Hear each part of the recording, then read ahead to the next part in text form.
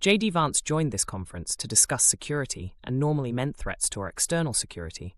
I see many great military leaders gathered here today, but while the Trump administration is very concerned with European security and believes that we can come to a reasonable settlement between Russia and Ukraine, we also believe that it's important, in the coming years for Europe, to step up in a big way to provide for its own defense. The threat that I worry the most about Europe is not Russia, it's not China, it's not any other external actor. What I worry about is the threat from within the retreat of Europe, from some of its most fundamental values shared with the United States of America.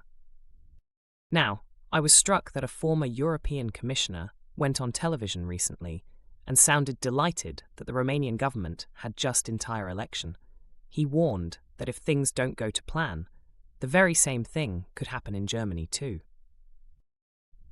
Now, these cavalier statements are shocking to American ears.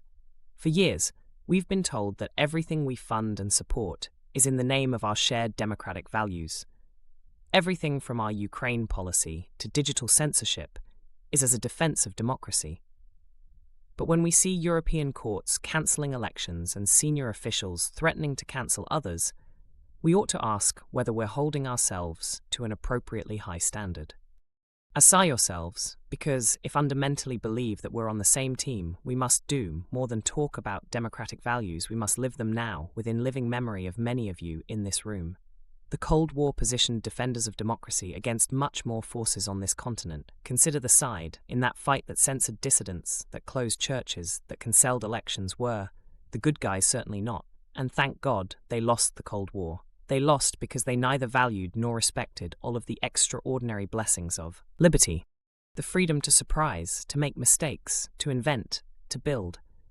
As it turns out, you can't mandate innovation or creativity, just as you can't force people what to think, what to feel, or what to believe. And we believe those things are certainly connected.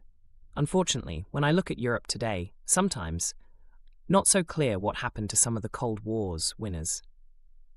I look to Brussels, where EU commissars warn citizens that they intend to shut down social media during times of civil unrest, the moment they spot what they've judged to be, quote, hateful content. Or to this very country, where police have carried out raids against citizens suspected of posting anti-feminist comments online as part of, quote, combating misogyny on the internet. I look to Sweden, where 2 weeks ago the government convicted a Christian activist for participating in burnings that resulted in his friend's murder. As the judge in his case chillingly noted, Sweden's laws to supposedly protect free expression do not, in fact, grant, and I'm quoting, a free pass to do or say anything without risking offending the group that holds that belief. Perhaps most concerningly, I look to our very dear friends, the United Kingdom, where the backslide away from conscience rights has placed the basic liberties of religious Britain, in particular, in the crosshairs.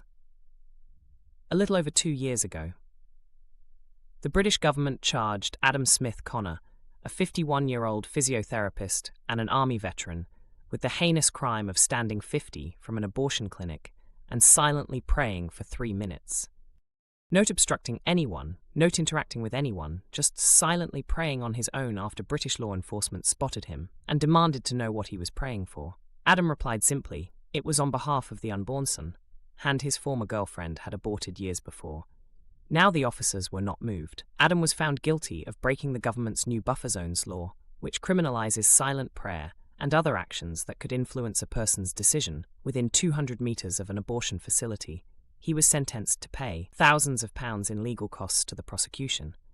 Now, I wish I could say that this was a fluke, a one-off crazy example of a badly written law being enacted against a single person, but not this last October. Just a few months ago, the Scottish government began distributing letters to citizens whose houses lay within so-called safe access zones, warning them that even private prayer within their own homes may amount to breaking the law.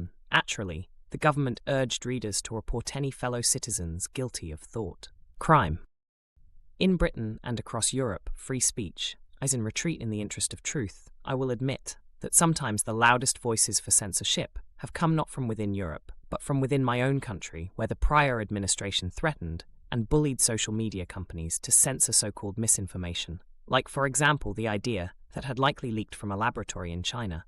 Our own government encouraged private companies to silence people who dared to utter what turned out to be obvious truths. So I come here today not just with an observation, but with an offer, just as the administration seemed desperate to silence people for speaking their minds. So the Trump administration will do precisely the opposite. And I hope that we can work together on that in Washington. The Re is a new chef in town, and under Donald Trump's leadership, we may disagree with your views, but we will fight to defend your right to offer it in the public square.